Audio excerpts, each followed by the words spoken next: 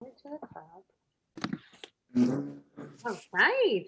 So So I Ryan guess Tovim, everyone. Good afternoon. I hope you're all staying warm. I see Hilda already has the book too. I Yes. see All Hilda's right. got the book already. Okay. Where did you order it from, Hilda? Excuse me.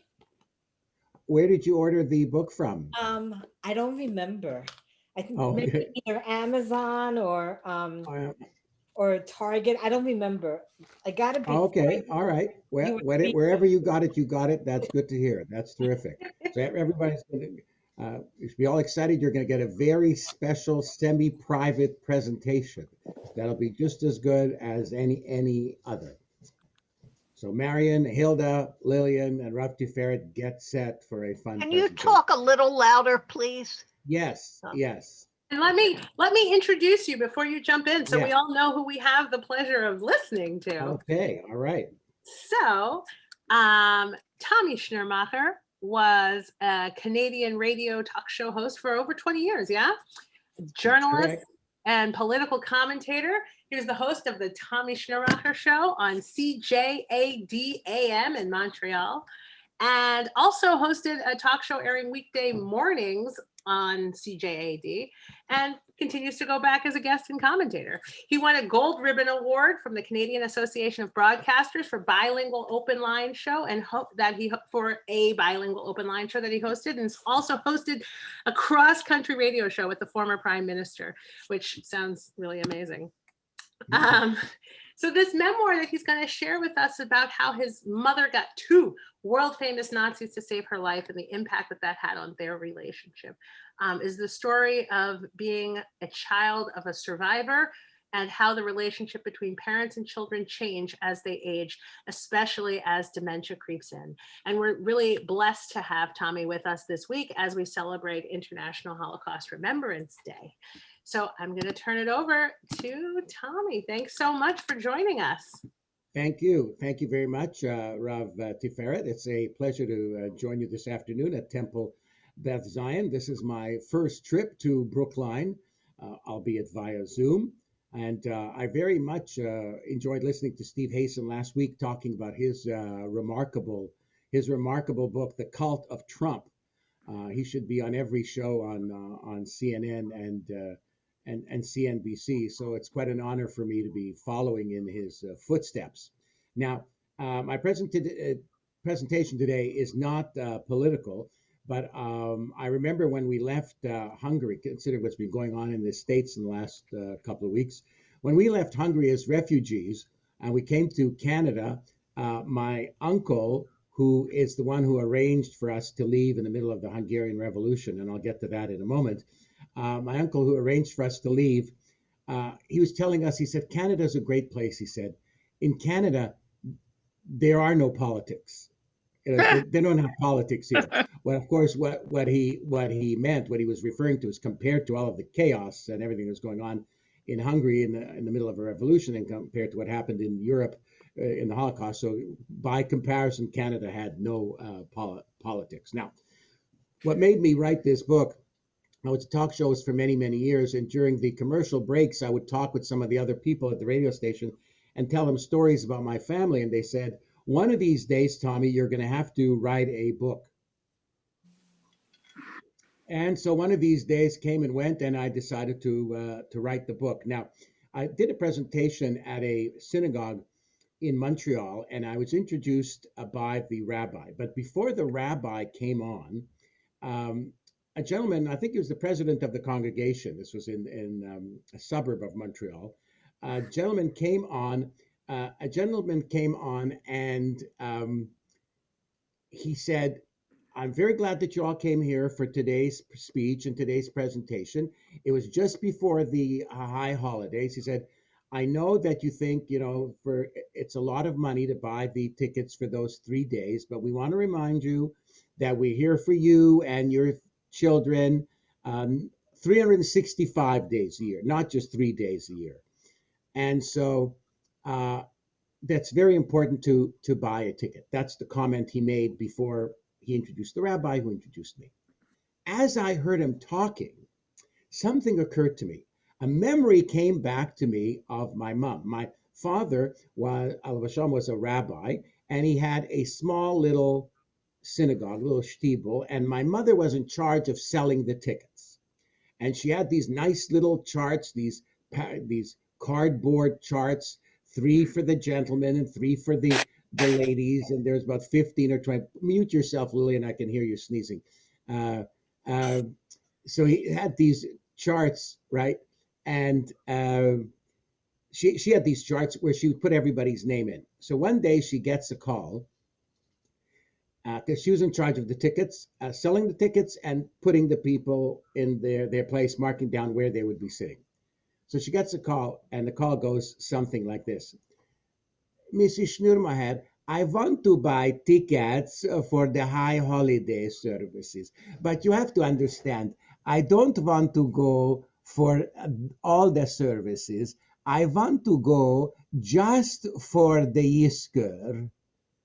Just for the Yisker. How much are the tickets? So my mother says to her, you know what? I love the movie Cleopatra with Elizabeth Taylor and Richard Burton. It's my favorite movie. My favorite scene, the scene I love so much in that movie, is the kissing scene when Richard Burton and Elizabeth Taylor are kissing each other. I love that scene. If I go to the Van Horn Theater and I want to see just the kissing scene, how much is the ticket?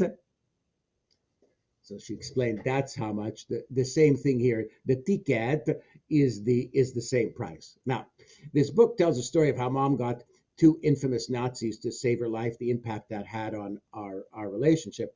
And as a child, what I wanted to do is I wanted to undo the Holocaust. It was such a horrible thing. I wanted to fix it. I wanted to change it. I wanted to undo it. Now, of course, you can't undo the Holocaust, but what it does as a child of Holocaust survivors is you become, my parents were very overprotective of me, and I was very overprotective of them. I was very worried about them. I couldn't share my problems. I couldn't tell them any of my problems because, of course, how could my problems possibly compare to what they were going through? So I didn't do that. And the story started, we're talking back in the early 40s, 1944, let's say, and early spring of 1944. And my mother and her sister are walking down a street, little country road near Serench, a little shtetl where they lived back in the day. And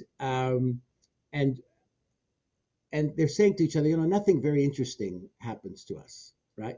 And of course, what happened to them a few months later in May of 1944, they found themselves on a cattle car hurtling towards Auschwitz. And when we think of cars, when I give these presentations to young people, to students, and I tell them that, my mother and her sister, were on a train to Auschwitz, what they're thinking of their train ride is like an Amtrak ride, right? Like they take the train from Boston to New York or something like that. No. I explained to them that's not what we're talking about. We're talking about no seats. We're talking about cattle cars. We're talking about no bathroom. We're talking about no food, no drink for days on end. It's like an unspeakable experience, just the transportation there. That's before you actually got to the place. Now, get this, what happens when my mother arrives in Auschwitz?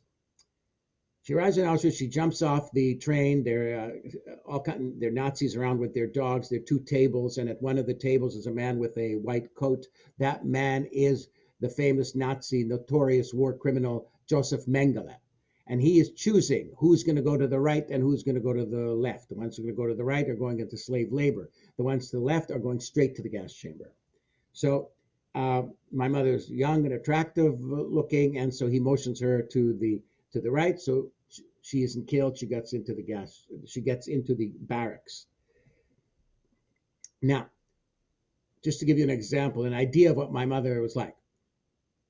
She's in Auschwitz. She's in the Nazi death camp.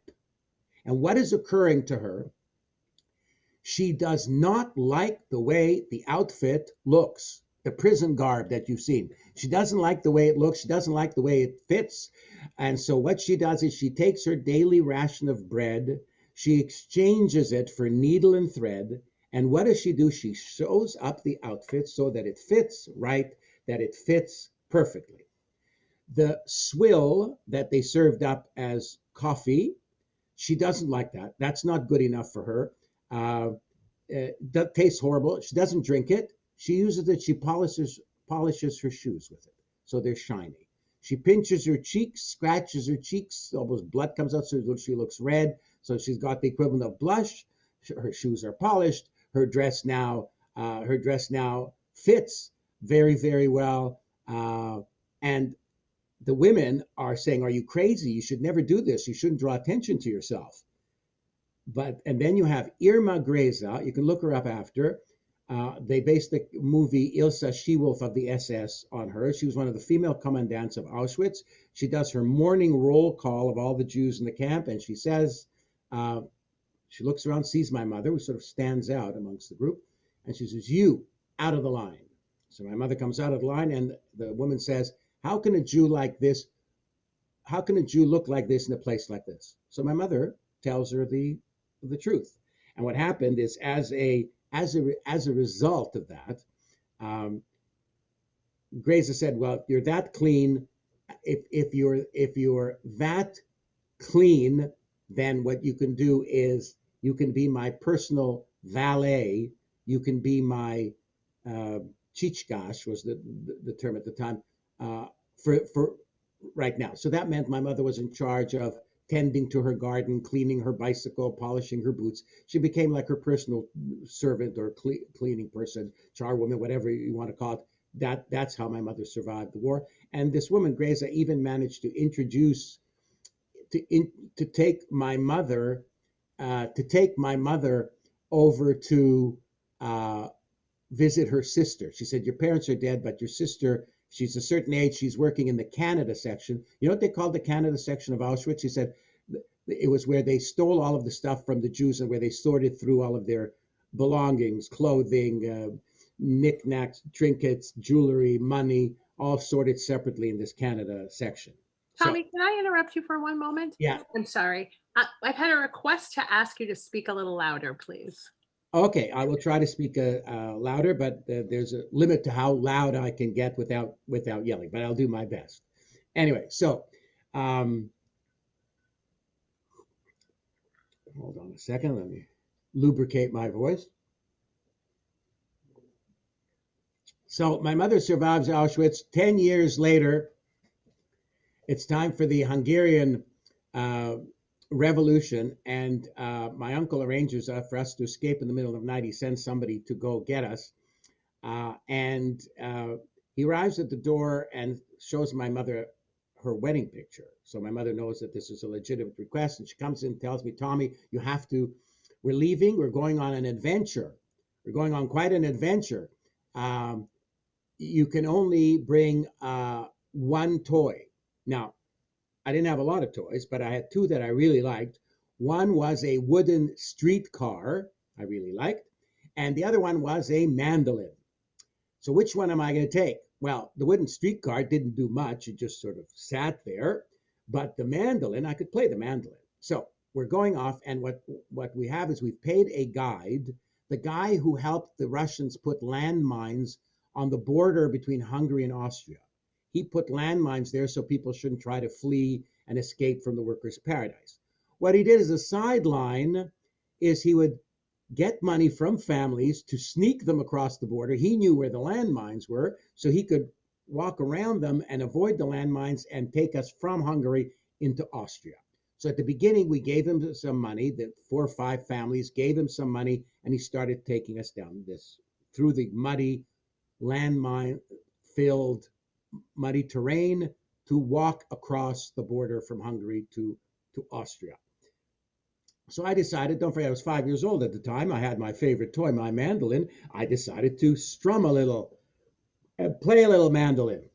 Well, the guy didn't like that because, of course, if they heard anything, if they heard the noise, they heard the music, the Russian soldiers would know where it was coming from and would shoot us dead right there on the border. So obviously we didn't want that to happen. So what did he do? The guy, he took the mandolin and broke it over the top of my head, thus ending my musical career. And by the way, you know what he did a third of the way through? He said, I'm very, very tired.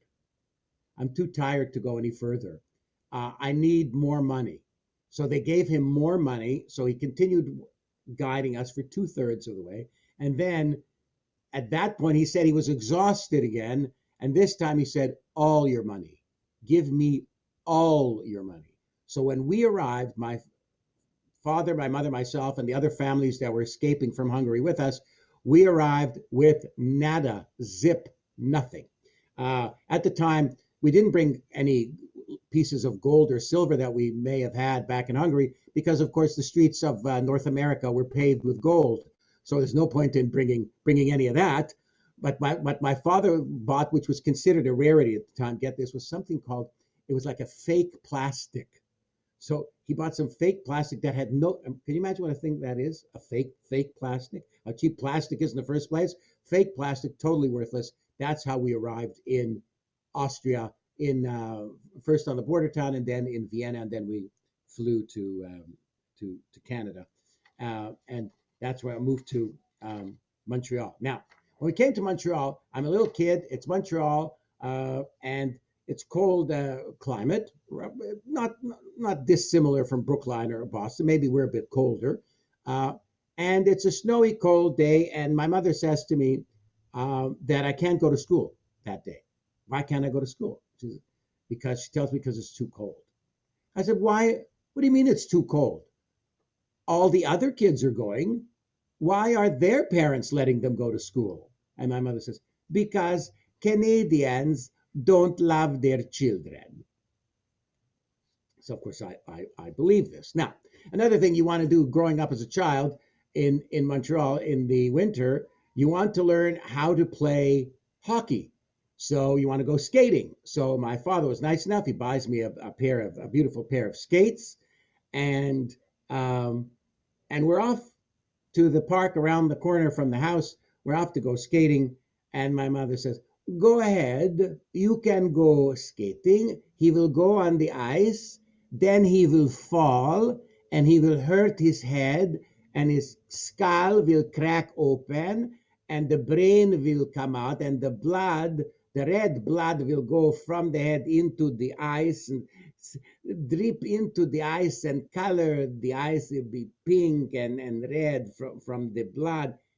As she is saying this, of course, I'm thinking, there's no way I'm going to skate. I don't want to go skating. I don't want to play hockey. I don't want to have anything to do with any of this, right?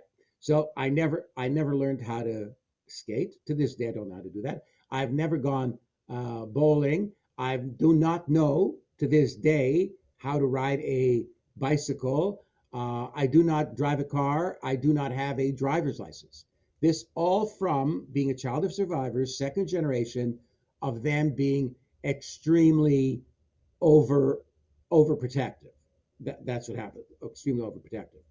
On my first day at school in Montreal, my father wanted to send me to a yeshiva. My mother said, no, we're sending him to a public school. I want him to learn English first. After he learns English first, then we'll think about sending him to a Jewish school. First, I want him to learn English.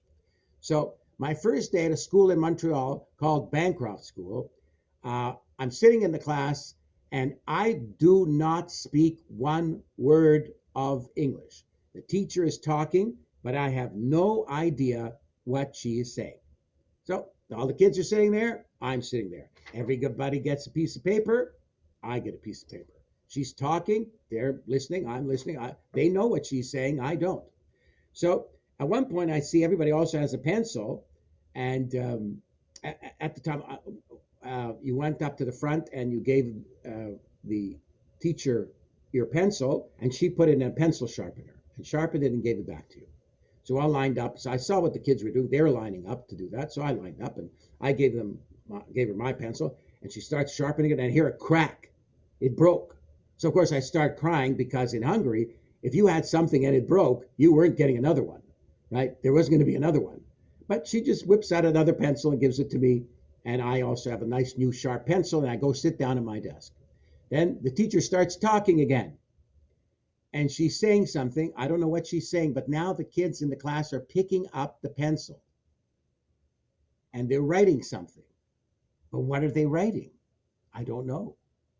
So I look next to me. There's a little girl sitting next to me at the next desk. She's picking up the pencil. I pick up the pencil. She starts writing at the top right-hand corner of her piece of paper. And she's writing M-A-R-I-E.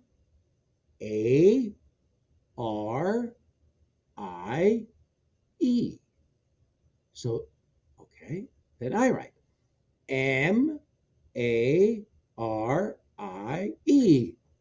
So the teacher gets 2 pieces of paper from Marie and none from me. That's how school started. But then I did learn how to speak English, and I went to elementary school, and I went to high school. And in high school, I did quite well, and I got a scholarship in high school. And I got a scholarship in high school, and that meant that you got a $10 gift certificate that you could take and go to the Eaton's, which was a big department store downtown, and buy books with your gift certificate. So my friend Howard, he also got a scholarship. His mom drove Howard and me to Eaton so we could get our scholarship cashed in and buy and get some books. We are driving. We're so happy. We get the books. We're driving home.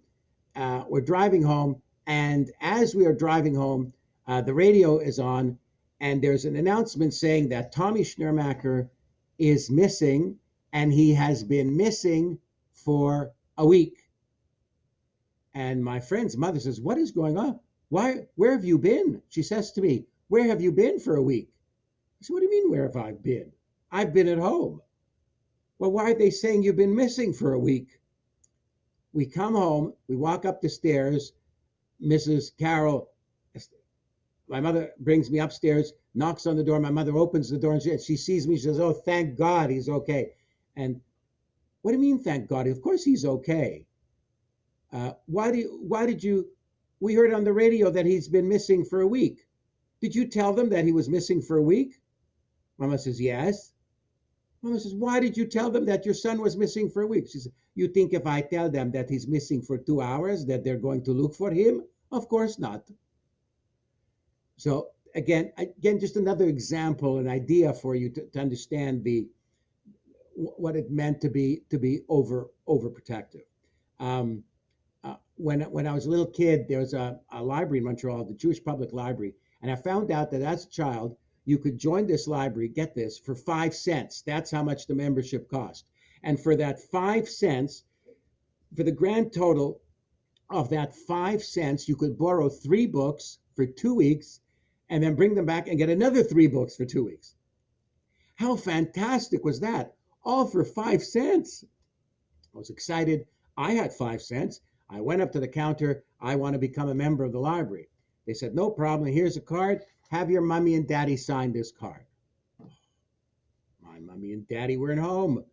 I didn't want to wait. I didn't want to wait all day to get my 3 free books that I could read. So I went downstairs on the corner of St. Urban and Mount Royal in Montreal, if you ever get here eventually to visit, and where the library, right out where the library was. I went out on the street corner and I asked every adult I saw if they could possibly forge my mother's signature. One after the other, they said no. But finally, I found one lady who was nice enough to forge the signature, and up I went with the forged signature to the Jewish Public Library, and I've been a member ever since, and borrowed my first three books. Now, as a kid, like the book is a lot about my mother, but I also mentioned my father. My father was a very special guy. He was, if you know anything about Kabbalah, you know, there's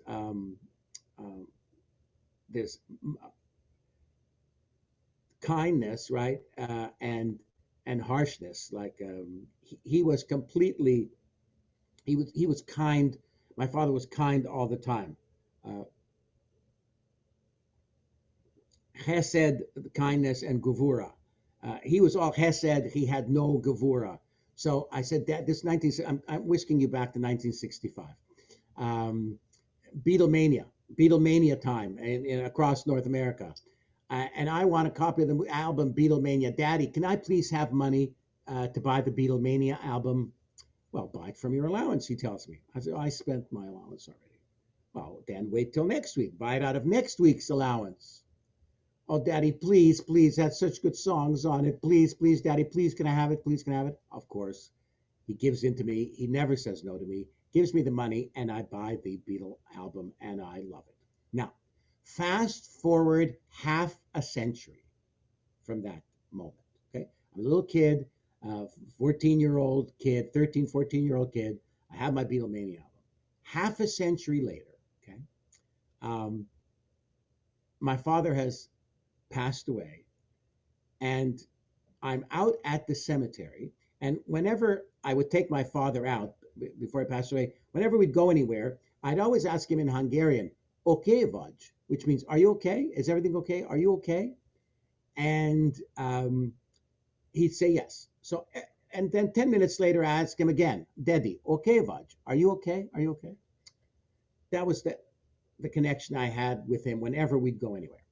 So when I'm at the cemetery, I'm looking down at the tombstone, and as usual, I'm saying like, "Daddy," like, wherever you are in spirit, "Daddy, okay, Vaj, are you okay?"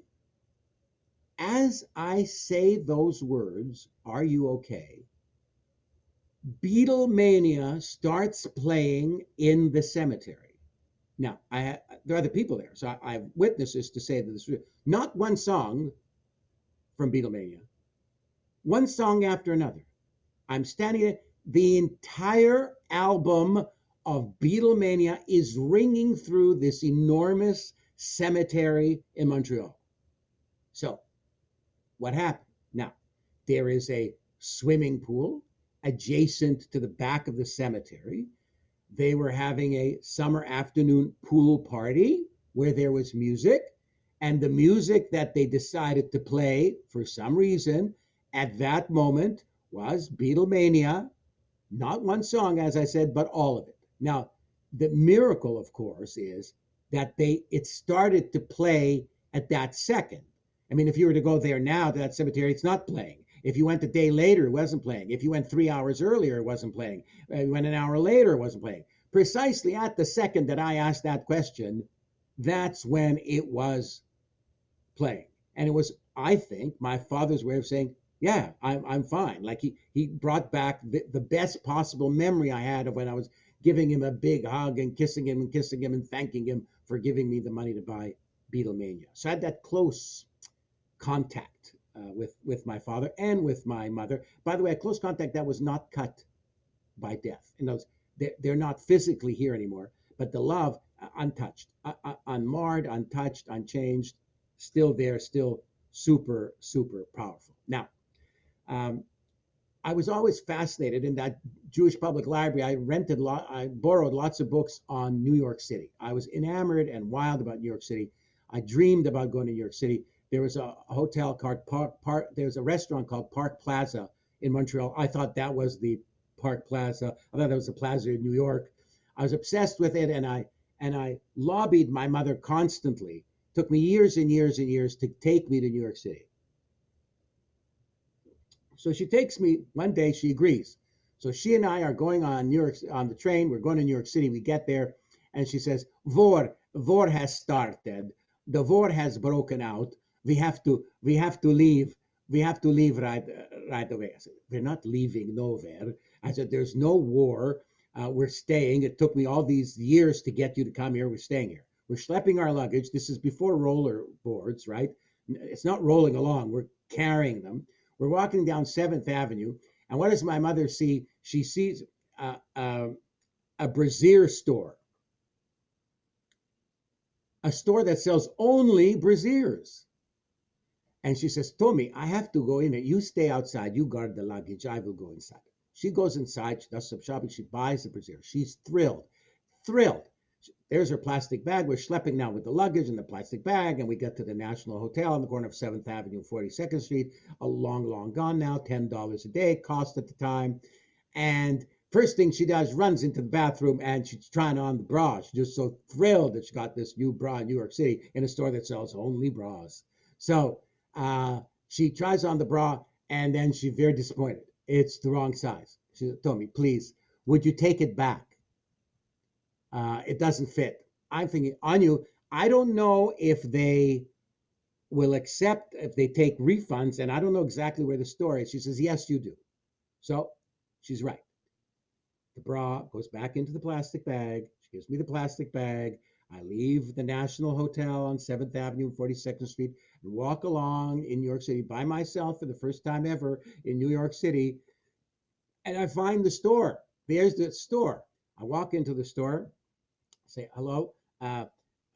My mother, she's a lady with a Hungarian accent who just came here. She brought this bra, but it doesn't fit. And I'd like to have a refund, please. We don't give refunds here. I said, how long have you owned this? How long has the store been here? The guy says, this store has been here 25 years, and I'm the owner of the store. I said, oh, you're the owner of the store. The store has been there for 25 years. Can I ask you, in that 25 years, how often has a 14-year-old kid come in here and tried to exchange his mother's bra? So he says, okay, he laughs. He says, okay, kid, you get the refund, and he gives me the refund. Now, most of you, if you've ever taken kids to a big city to take them on a tour, right?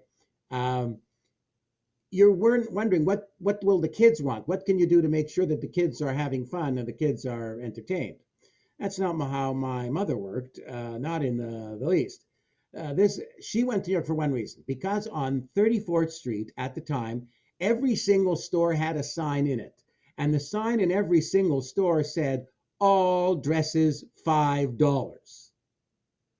And we went to all of these stores, and the deal was for every 7 stores that I went to, I got to go to one museum because I wanted to go to the museums. So we went to all of these stores. Then we finally get to the Museum of Natural History on Central Park West. And my mother takes a picture of me with a cigar store Indian. And then she says, enough of this. I've had enough of this. It's very scary, this museum. Let's go. And we leave. We never even got to a second museum. So I was sort of ripped off on the dress store museum exchange. But I have to tell you another quick story. I usually don't tell this story. I don't think even Lillian has heard this story, though she's been to many of these presentations. Much more recently, like maybe 8-10 years ago, I went with Mom to New York, and we went to, I took her to Century 21. I don't know if you've heard of it. It's a discount store, right? Like they have all kinds of designer clothes. It's like a department store, discount store. And they have them dresses and clothes reduced and reduced and reduced and reduced. So what do I say? I saw an evening gown that was originally priced at $2,000, marked down to $1,000 to $500 to $100 to $20. It was $20. So it's a beautiful evening gown for $20. So I told him, I said, well, what the hell? I said, you want to try it? So there are no trying rooms. You've got to try there. So I sort of bend down, squat down in front of her, and she tries to put one foot into the dress. I'm trying to get her into the dress. She's trying to put one foot into the dress, and she gets one foot in the dress, and then then she puts the other. So by the time she puts the second foot in the dress, the first foot is out of the dress. And at this point, I fall back, I collapse with absolute laughter, and that's a very fond memory I have of like trying to get her this $2,000 gown reduced to $20. That was another New York story. But years before, since I was a radio talk show host, and I was also a gossip columnist for the Montreal Gazette, the local daily, I took Mom to Los Angeles as well for the Academy Awards. And wait, let me finish. Before I get to remind me in case I forget. I'm going to get to the Academy Awards in a second. But let's go back to New York. When we left New York, we're talking October 1965, right? We had a nice few days. She got her bra money returned, got all the dress shops. I got one museum.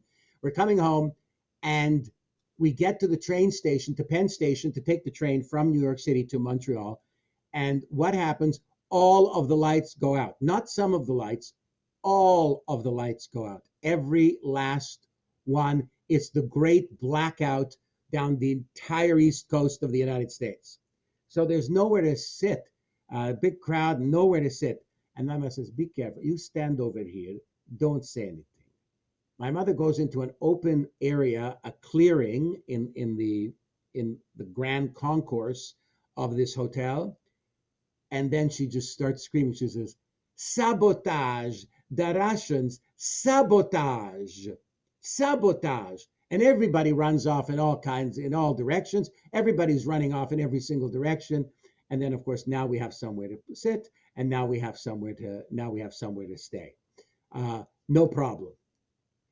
We have somewhere to stay now. I can lie down and we come back. So that was the New York trip. Now let's get back to where were we? LA. I take her to Los Angeles. I covered the Academy Awards 14 years in a row. And I take Mom to the Academy Awards. And I'm a journalist, so I have a press pass. She doesn't. But my friend Denny, who works for the Associated Press, she says, you know what? I'm covering the arrivals at the Oscars. And then we have another reporter who's covering the main event. So I'm done with most of the arrivals. I have enough of a story. Why don't you take my press pass and give it to your mother? Great. So now I have my press pass, and Mom has Denny's press pass. So we're standing there outside as all the celebrities are arriving in their limousine. And this is terrific. I'm giving my mother this incredible opportunity to enjoy Hollywood. And all of a sudden, Denny, my friend, the reporter from Associated Press, comes back. She says, listen, I'm sorry. The reporter who was supposed to cover the rest of the awards, he called in sick.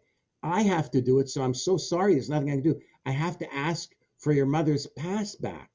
I said, no, I mean, it's your pass, of course. So Mom gives her the pass, and now we're standing there, Mom and I, just in front of the Dorothy Chandler Pavilion in downtown Los Angeles, with one pass. And I sort of, I wear it, and I wear it, and then I give it to her, and then she gives it to me, and we sort of try to sneak it back and forth between the two of us. Then a tall 6'4" LA cop comes over and says, okay, which one of you two is Tommy Schnurmacher? And my mother chimes and says, oh, officer, he is Tommy Schnurmacher. It's his pass. I don't have a pass. But don't worry. I will go home alone by myself in the dangerous streets of Los Angeles, where they might attack me and where I might get raped or killed. But don't you worry about it. I will go by myself. Anyway, needless to say, he falls for this completely, puts his arm around her, and escorts us over to where we can get a spectacular view of the arrivals. That was Mom in Los Angeles. Now, at the year that happened was the year Robert Redford won the award for Ordinary People. He won Best Director.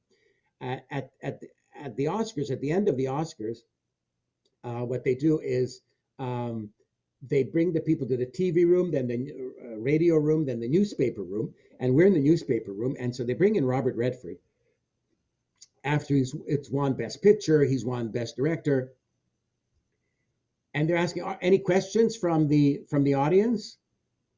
And Robert Redford at the time is such a big star in Hollywood, everybody's embarrassed to ask him questions. Like nobody wants to be the first to ask him a question. Who raises their hand? Mom. Excuse me, Mr. Redford. I almost called the book that, by the way. Excuse me, Mr. Redford. Excuse me, Mr. Redford. Now that you have won the Oscar, are you going to run for president? So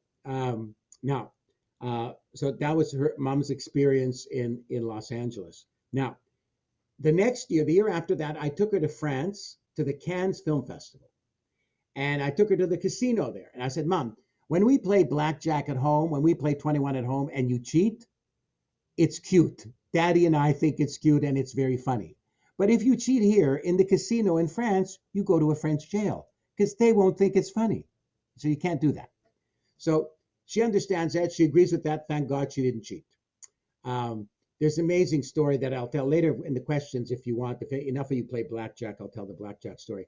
But we're moving along in time. So I'll just tell you what happened when we were in France. I wanted to take her to a beautiful restaurant.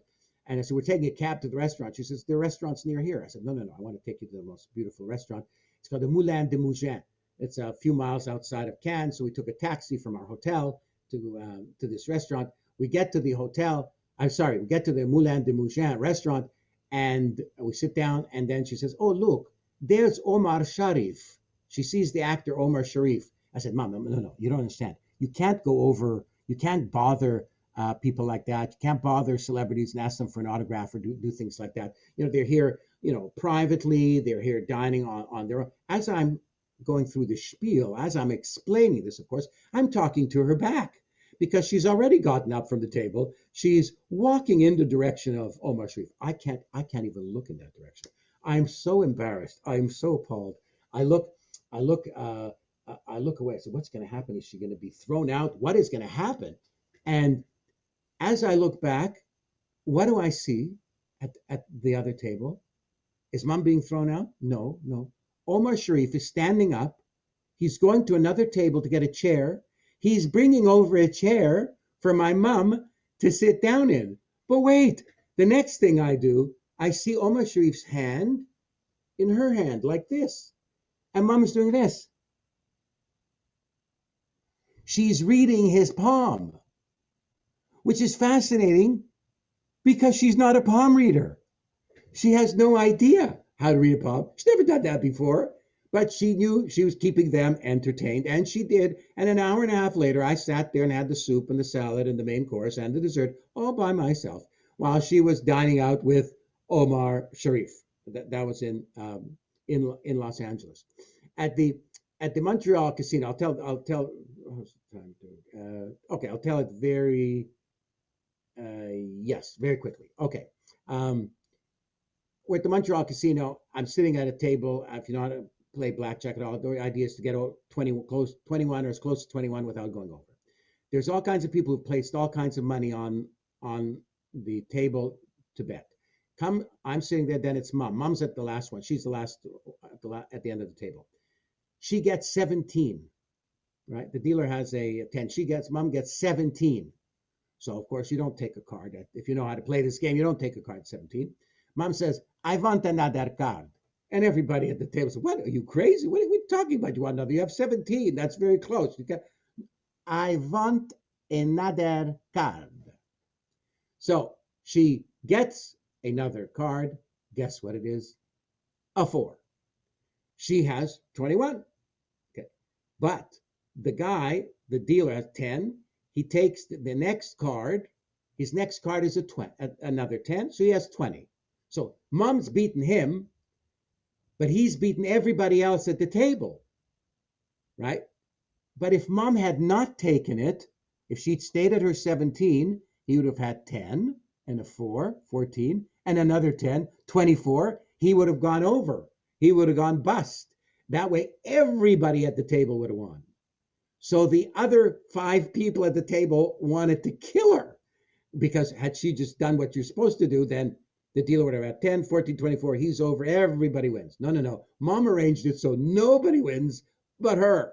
So I said, let's get out of here, please, while we can get out in one piece. That's the quick blackjack story. Now, later on, when she was in a retirement home here in Montreal, I went to visit her every Friday, every Sunday, and every time she would say this to me at the end, have a good life. Have a good life, which is a great message that we should all think about it at all times. But it was a great message that she gave to me so that I didn't feel too guilty. Now, I'm going to read a quick part of the book, from the book called The Last of the Hungarians. I want to remind you, if you're interested, if you haven't gotten the book yet, I didn't know it was available at Target. I hope so. But it's available in the United States at Amazon.com. You can order it on Amazon. You can order it at Barnes & Noble. And actually, you can order it online from your favorite bookstore. If you tell them the title or my name, they'll find it, and you'll be able to order it. And if you want a later autograph with it, I'll get in touch with Rav Tiferet, and we'll figure out a way. I'll send you a little autograph, no problem. So I'm going to read this quickly, and then I'll take your questions. The hour just zipped by. Hey, look at that. It's 2:50 already. Okay, go figure. Okay, so this part is called The Last of the Hungarians. After mom had a regular checkup, her doctor suggested I might want to take her to the geriatric clinic for some tests. Why on earth would I want to take her to some geriatric clinic? She's not that old. She's certainly not geriatric.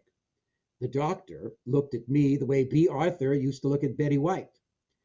I figured you're around 60, and since she's your mother, I jumped to the radical conclusion she's probably a bit older than you are. Everyone's a comedian. We left his office, but I did, however, decide to take mom to that clinic, not right away, you understand, a year later. And after having her pulse checked and her blood pressure measured, mom was required to answer some questions. Do you know who is the President of the United States? Yes, I do. Well, who is he? Barack Obama. You're a doctor and you don't know who is the President of the United States? Maybe you're not a good doctor.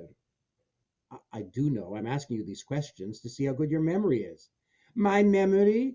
My memory is excellent. I still remember going to Auschwitz where they shaved off my hair and gave me a tattoo. What do you remember? This was not going well. I figured I better do something to distract mom. Maybe after this appointment, mom, we can go shopping. Do you want to go shopping? Yes. But first, we have to finish with this doctor who has a bad memory. Just a few more minutes and we're done, madam. Here's a piece of paper and a pencil. Write down a full sentence.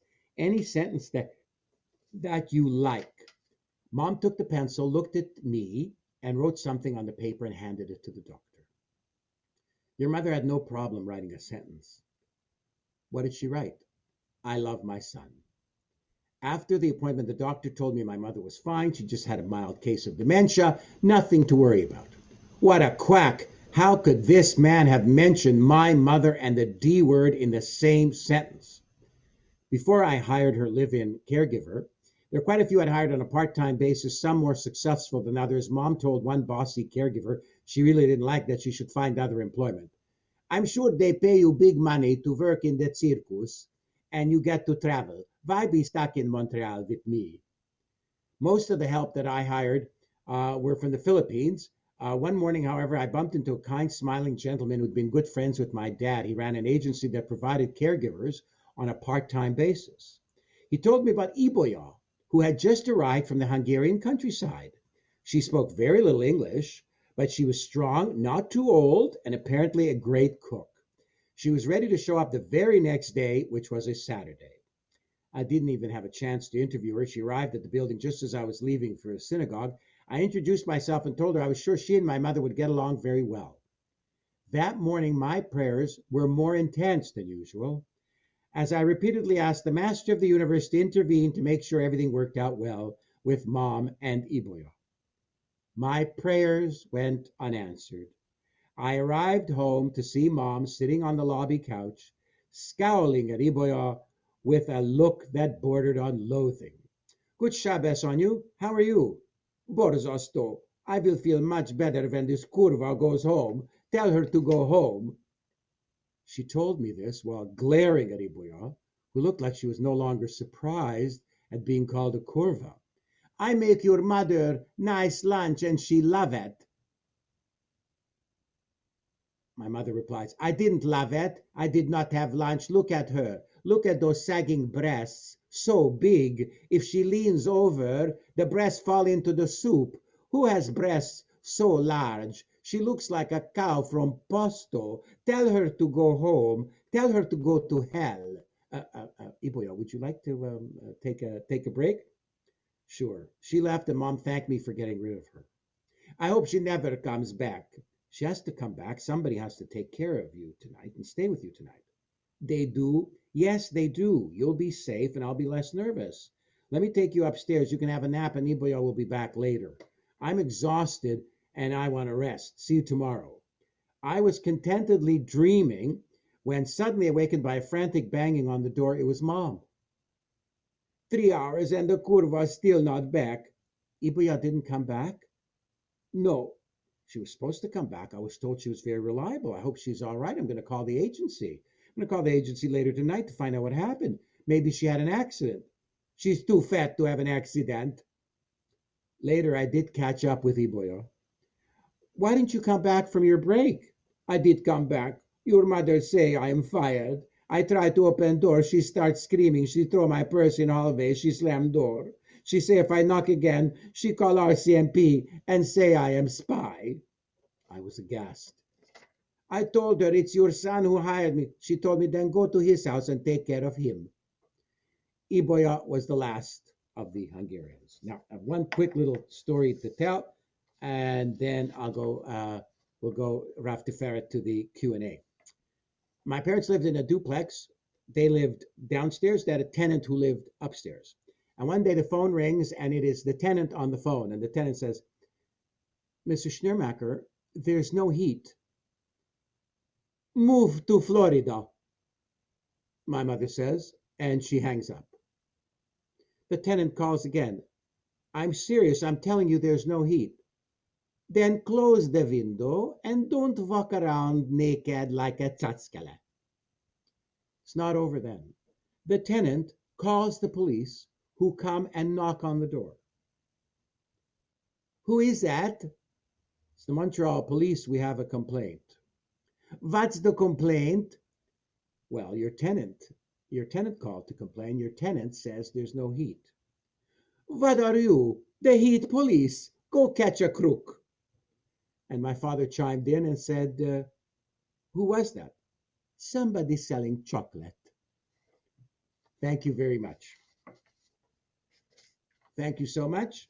A pleasure being here at Temple Design. Rav Tiferet, ready and willing to do any of the questions from those assembled. That was great. I listening to that, I'm like, wow, this woman is my new hero. Thank you so much. All right, questions, answers. Let's turn this into a conversation, a discussion. You know, you can feel free to unmute yourself. We're an informal bunch. Yeah, it's an informal small group. You can unmute yourselves, chat. You have that ability. Hilda or Lillian or Debbie or Ronnie or CG or Susan or Judith, anybody. It was just terrific.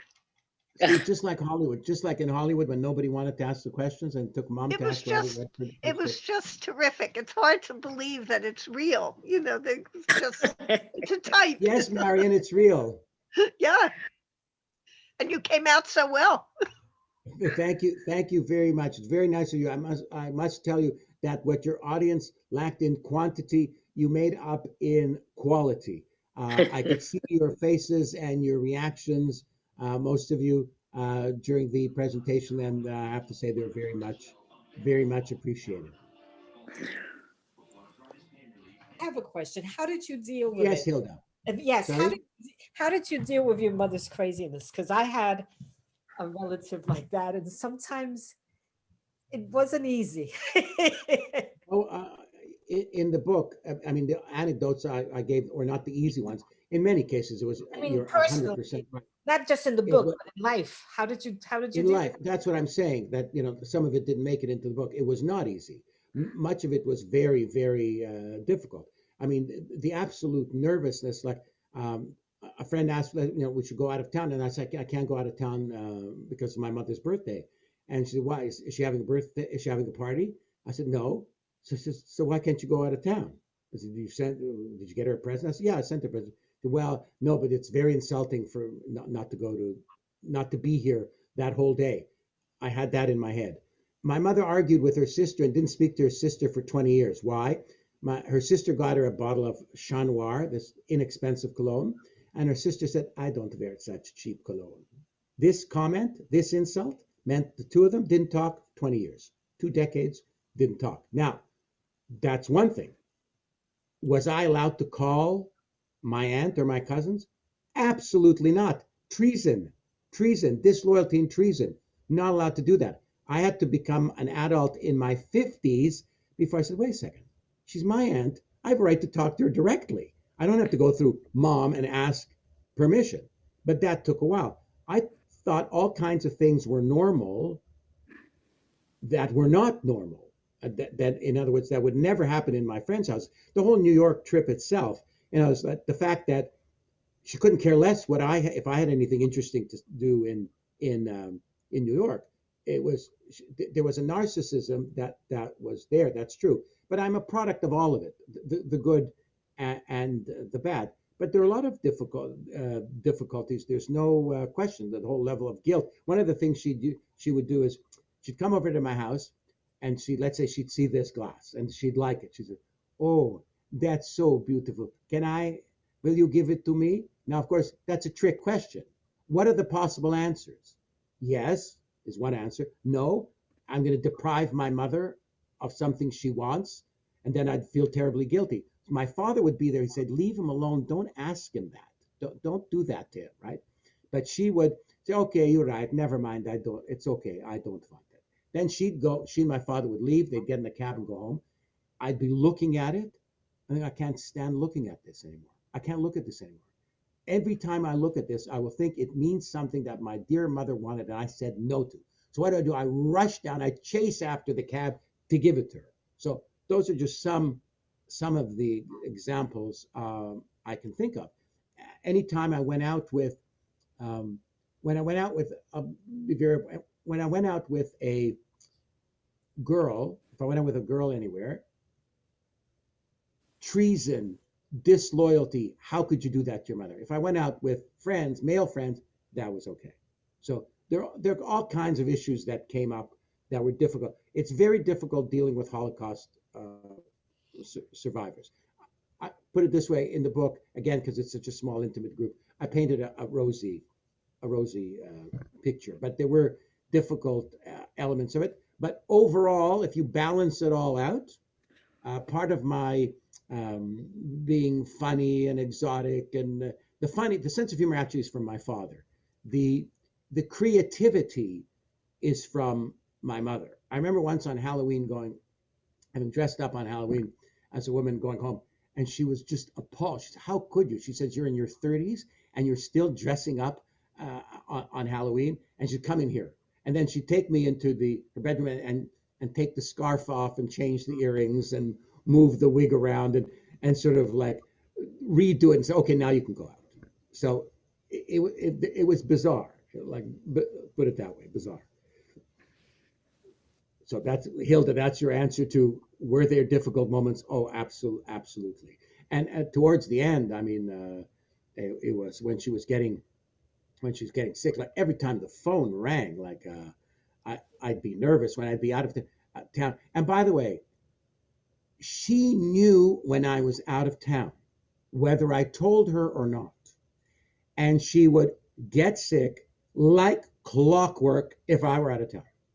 There was no trip out of town where I would not get a call from the caregiver saying that your mom's really not feeling well. And towards the end, when I was in Rome, it was like touch and go. But like when she held on. She wasn't going to go before goodbye. And at the very end, she's holding on tight. She had a grip of steel. And the mystery of her age, I won't tell her age, because that was a mystery her entire life. And that mystery is resolved at the very end of the book. I don't know, Hilda, if you've gotten to the end of the book yet. That's resolved at the very nice at the end of the book. And by the way, I had no ending for the book. And Mom decided she's going to provide the ending. And she provided the ending. When you get to it, Hilda, you'll see that. Any other questions? Tom, you remember once you said, Lillian, yes. Yeah. No, we were out at the Limelight, and you said to me that you don't know how you'll survive if your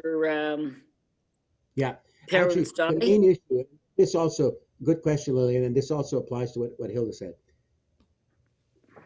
When I sought help from therapists, which I have over the decades, the number one issue at all times was, what am I going to do if something happens to her, to my parent? And I thought that I literally would not be able to, like, I rehearsed that since I was 6.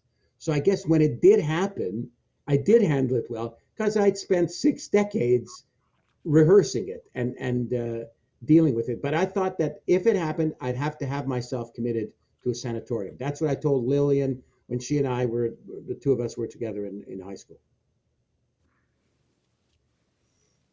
Any other questions? No, I was going to say it's very nice in a small setting like this. Yes, it is, isn't it? Yeah. Very nice. I found this one of your best. Oh, thank you. Thank you. Well, it was a great, like I said, it was a great audience. And I remember once I was teaching a course on gossip, and it was the biggest snowstorm that Montreal had ever seen. Like there must have been 30 inches of snow, nothing moved.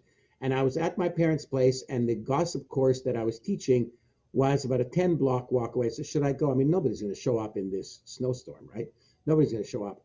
And I said, but just in case somebody does, you know, it would be wrong for me not to be there. So I ventured out in the snowstorm, walked the 10 blocks, and got there. And there was one person in the class, Elizabeth Patterson, I remember her name to this day, who'd shown up. And I taught a 2-hour class to this one person and did it to the best of my ability and did the best possible job for her. Subsequently, she and I became great friends. She was so moved by this gossip course, she gave up her job of being a teacher and she moved to Los Angeles. She's lived in Los Angeles ever since. And when I was covering the Academy Awards, I'd always see her. She'd come pick me up at the airport. And we spent many, many years together. She's fine. I think she moved to Houston now. But we're still friends to this day. So quantity is one thing, quality is another thing. I agree. Thank you, Lillian. Chime in just to say that, you know, we have a big YouTube watch the recording later thing going on now that, you know, everything is recorded and everything is shared and people don't feel like they have to necessarily. I mean, some people do, but like if we have conflicts, it's like, well, I don't have to choose anymore. Right. Yeah, I can see. Yeah. Well, So I hope you tell them to. not the I same. hope you tell them to check it out. Yeah, it'll be in Oh, our it will. next week. We will. Tommy, did she ever talk about how she felt about your writing, about Who's your, my name is Cindy Joe. Hi. Hi, Cindy. Did she ever talk about how she felt about your writing about these experiences? Yes. Often she would. Where I'm sitting now is where I wrote the book. There's a. If you look around, I'll take the camera around the living room where the lamp is. Was a chair there. The chair's not there now, but that's the chair where she would sit all the time. And as I was typing and writing, she would ask me, "What are you doing?" And I'd tell her what I'm doing, and I'm writing about you. And you are not. And I said, yes. And I'd read her some of the stuff. And at this point, she'd already developed a bit of dementia, and sometimes she was mumbling things to herself. As she was mumbling, I took it down, like I took dictation and took it down. Now, the interesting part, the story that I told at the end about her and the tenant, right? That little story I told about her and the tenant, moved to Florida and don't walk around naked like a tzatskele. That story. I told that story at many presentations, at many synagogues. And one lady who was at one of these presentations lived in the same building as my mom, and I live in the same building now too.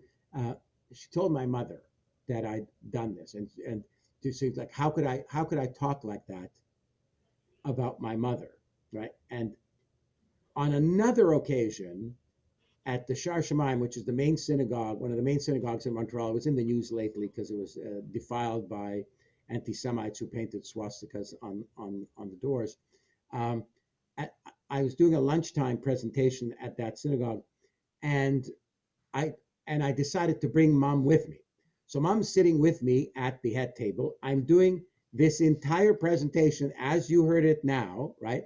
And I'm telling that story at the end about Mom and the tenant, and she has a smile on her face, and she's quelling.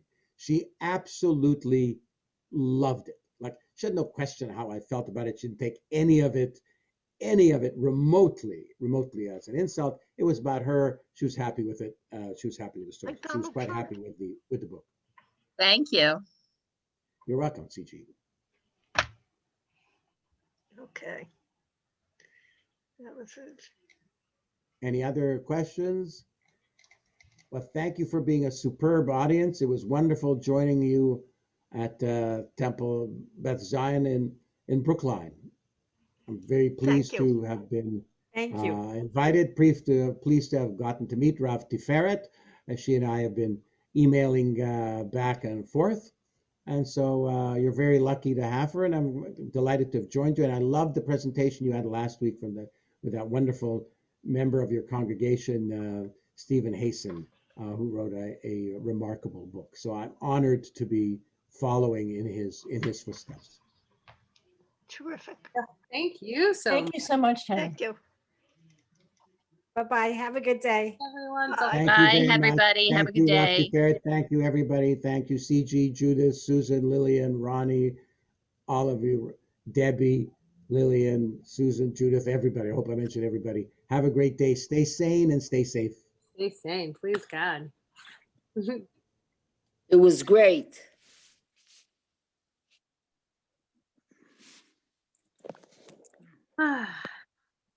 Thank you.